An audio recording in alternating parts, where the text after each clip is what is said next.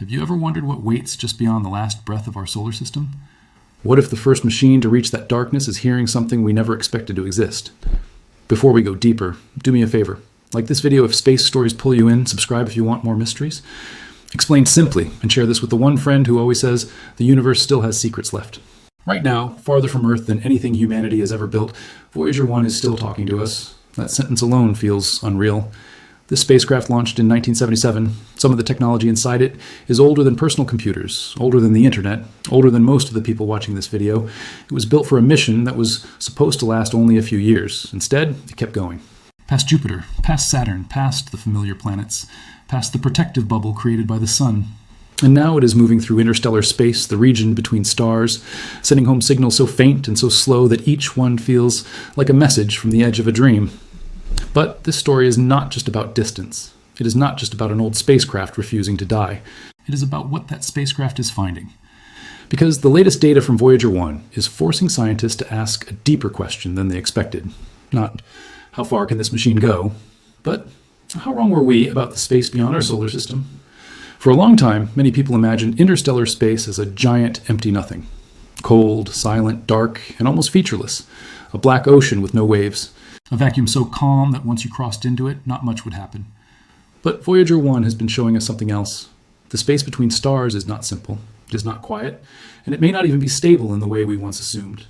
To understand why this matters, we need to step back for a second. Our sun does more than give us light and heat. It constantly throws out a stream of charged particles called the solar wind. That flow creates a huge protective bubble around our solar system called the heliosphere. Inside that bubble, the sun still has power. Its magnetic field still shapes the environment. Its presence still matters. But outside that bubble, the rules begin to change. That is where the rest of the galaxy takes over.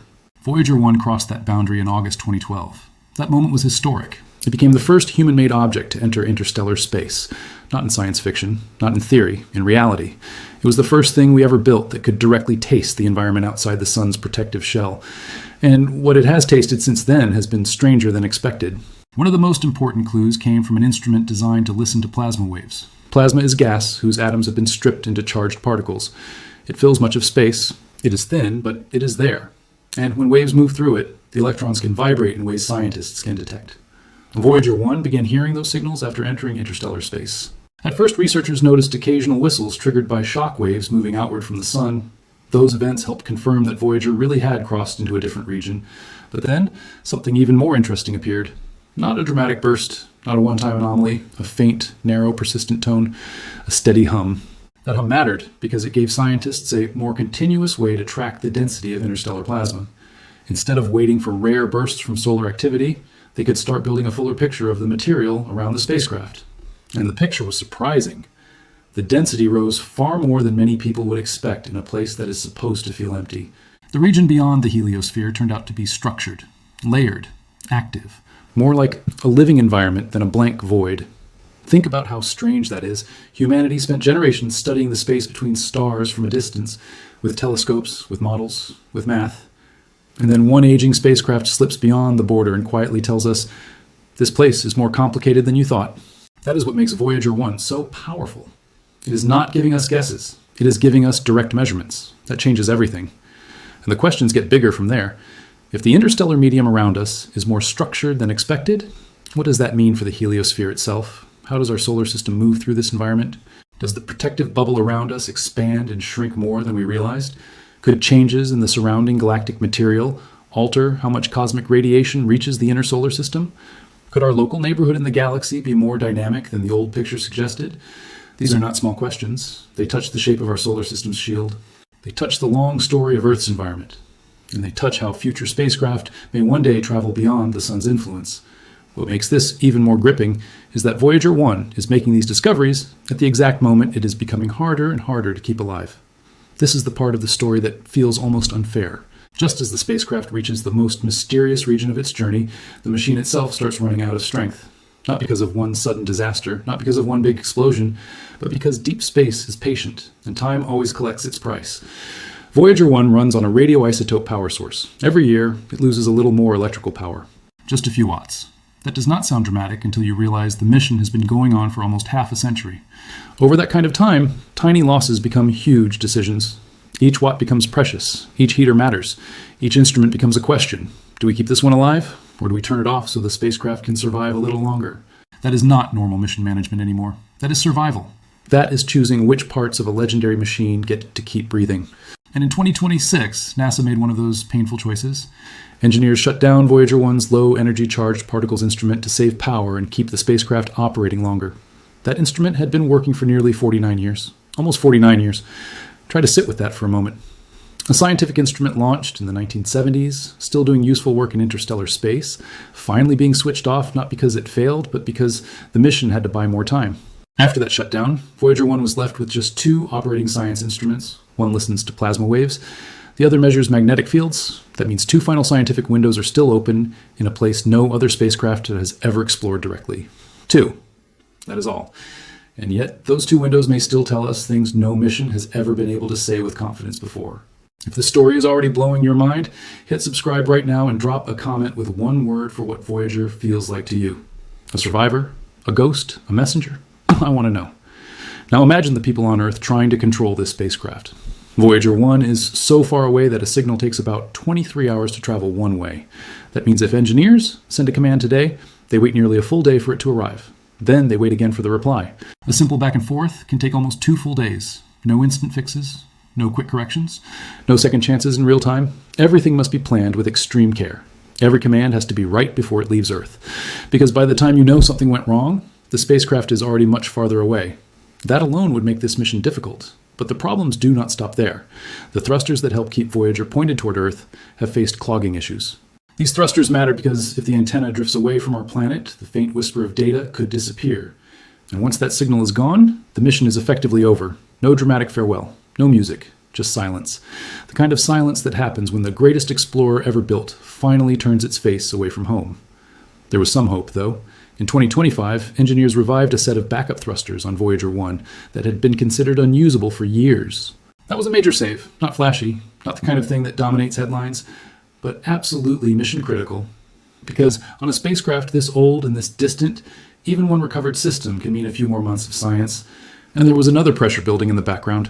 The giant antenna in Canberra, Australia, the one powerful enough to send commands, needed a long period of upgrades. That created a frightening reality. For stretches of time, the team could listen to Voyager, but they could barely speak back. Imagine watching a fragile machine cross an unknown frontier while knowing that if something goes wrong, your ability to help is limited. That is the emotional truth of this mission now. Voyager is not just far away, it is far away while the margin for error keeps shrinking. So when people hear that Voyager's latest discovery is making scientists ask new questions, those questions exist on 2 levels. There are the scientific questions. What is the interstellar medium really like? How dense is it? How structured is it? How do magnetic fields behave there? How much of what we modeled from inside the solar system was incomplete?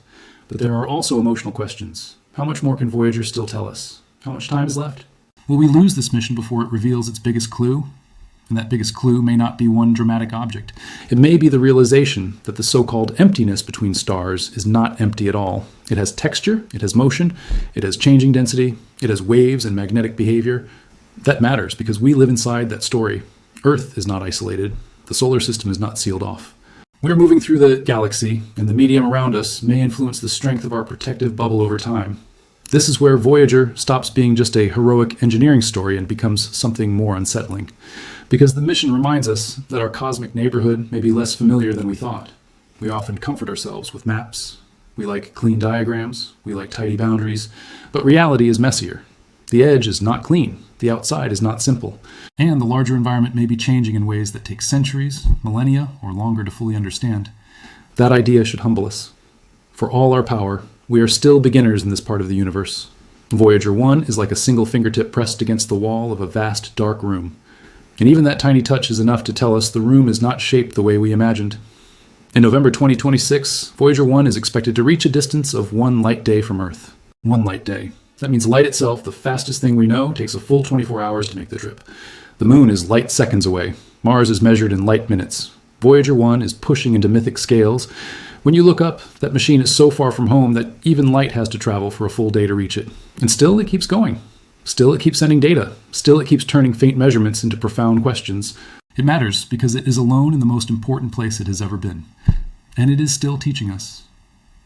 Some of the most fascinating questions now center on magnetic fields. Voyager's magnetometer is still working. That means scientists are still getting direct measurements of the magnetic environment outside the heliosphere. Magnetic fields shape the movement of charged particles. They influence how cosmic rays travel. If the magnetic structure outside our solar system is complex, then our whole worldview may need revision. The plasma wave instrument reveals how dense the nearby interstellar material is and how that density changes. This is the difference between studying an ocean from the shore and finally dropping a sensor into the water. Suddenly, you do not just see the surface. You feel the current. You hear the hidden motion. They tell us the boundary beyond the planets is not the end of something simple. It is the beginning of something rich. Take a moment to appreciate how emotional that really is. Voyager 1 was built during a different era of humanity. Generations of engineers have handed this mission to one another like a flame. It says something about human curiosity. If you want more stories like this, share this video, because the last part of the story might be the most haunting. There is no true replacement waiting right now. When these voices go silent, a real gap begins. Each new data point is precious information, like listening to the final pages of a story still being written. Voyager 1 is not handing us a neat conclusion. It is opening a door and showing us we are part of a larger relationship. The universe is not a frozen backdrop. It is an environment, and environments affect the things living inside them. Long after the power fades, Voyager will keep drifting with the golden record aboard, a gesture of who we are. The dark between stars is not dead space. It is a place with weather, pressure, fields, and memory. The oldest explorer is still doing first-class science, asking the universe one more question on our behalf.